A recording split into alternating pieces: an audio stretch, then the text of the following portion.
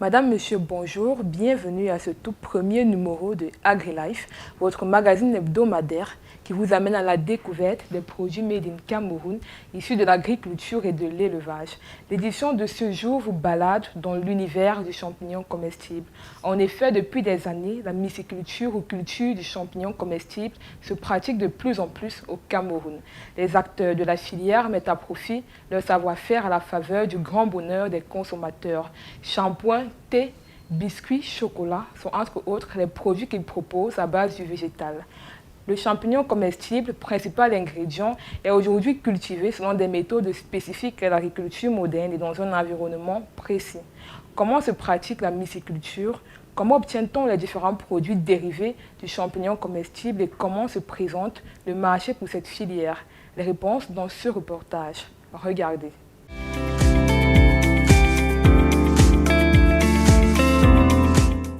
Plus besoin d'attendre qu'il pousse en forêt.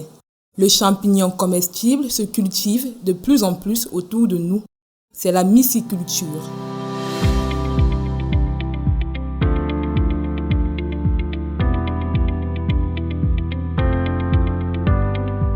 La pratique pas très répandue est pourtant une activité génératrice de revenus au Cameroun. Pour mieux la cerner, notre voyage commence au lieu-dit Rivière à Famba, dans l'arrondissement de Soie. Ici, Jordan Tchakouté, jeune myciculteur, s'adonne à l'activité depuis 5 années déjà. Le champignon grandit au jour le jour. Ça veut dire que si vous constatez le champignon comme ça aujourd'hui, demain quand vous allez venir, il sera comme celui-ci. Et après, il va prendre cette taille-ci. Et après, comme ça, et c'est ya mature. On utilise le raffia, comme vous voyez. Pourquoi? Parce que le raffia apporte l'humidité. Et l'humidité est favorable non seulement pour la poussée du champignon, mais aussi pour entretenir le champignon sur cette forme fraîche-là. La production repose sur le recyclage des déchets agricoles et se fait suivant un processus précis.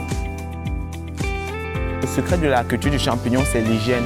Donc on va nettoyer la bâche minutieusement avec beaucoup d'eau. J'apprête la solution.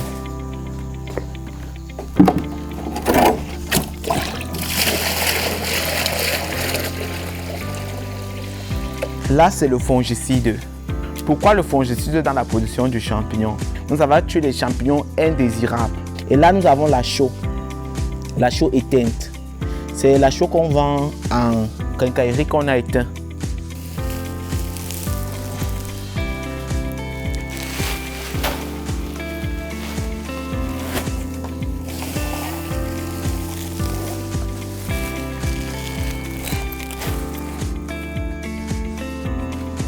Voilà, ici, ce sont les rafles.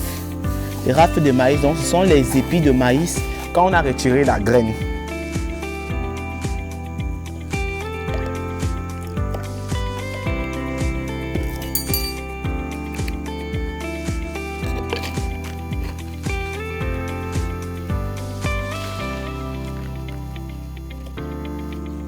Donc je vais mettre la solution sur les rafles.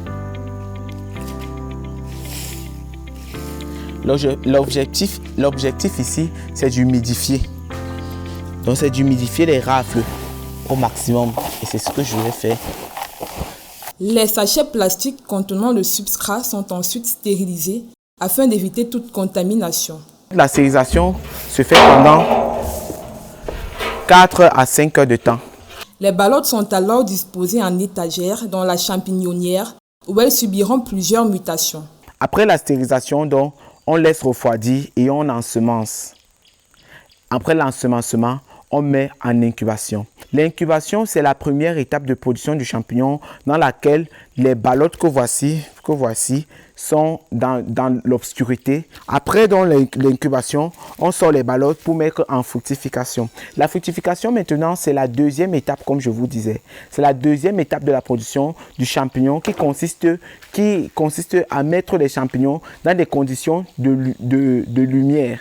Donc on quitte maintenant du noir pour la lumière et à ce niveau, la ballotte va finir son cycle de vie. L'agronome cultive en moyenne 800 kg de champignons par trimestre soit un chiffre d'affaires allant jusqu'à 1 600 000 francs CFA.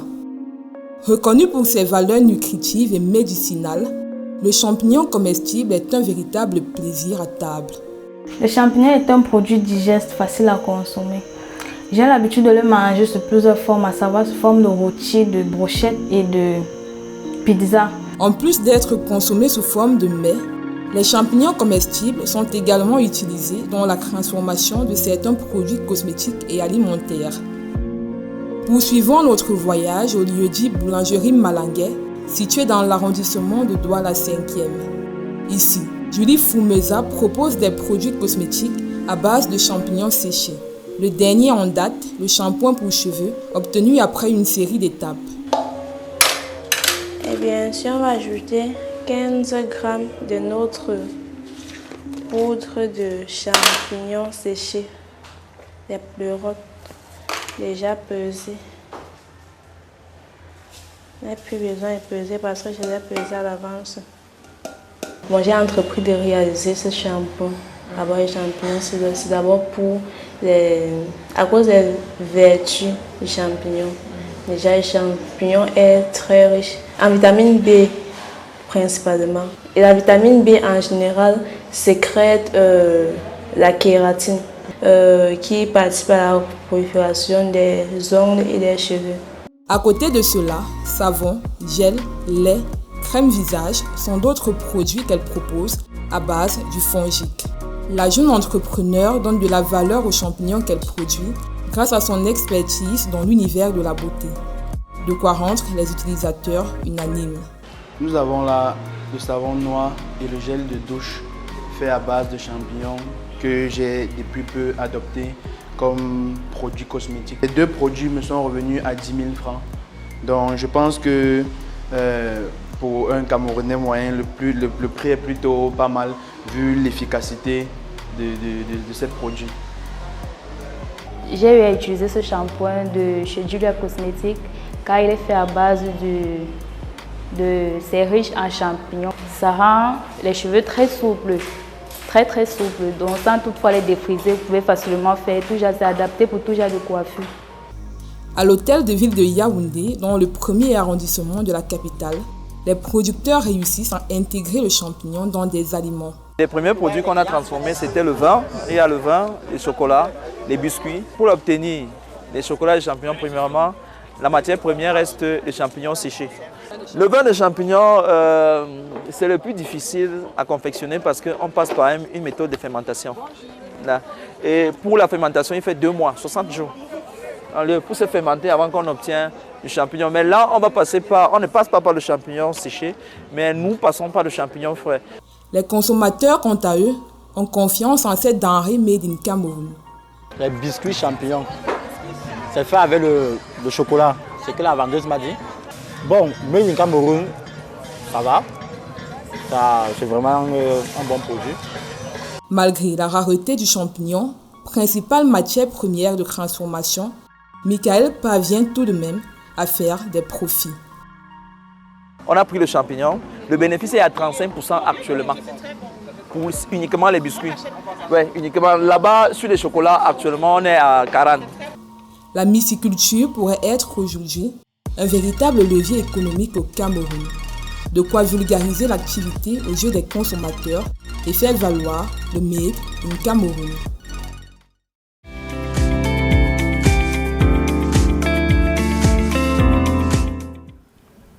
Le champignon comestible contient donc de nombreuses propriétés qui sont mises à contribution dans la composition de certains produits cosmétiques et alimentaires.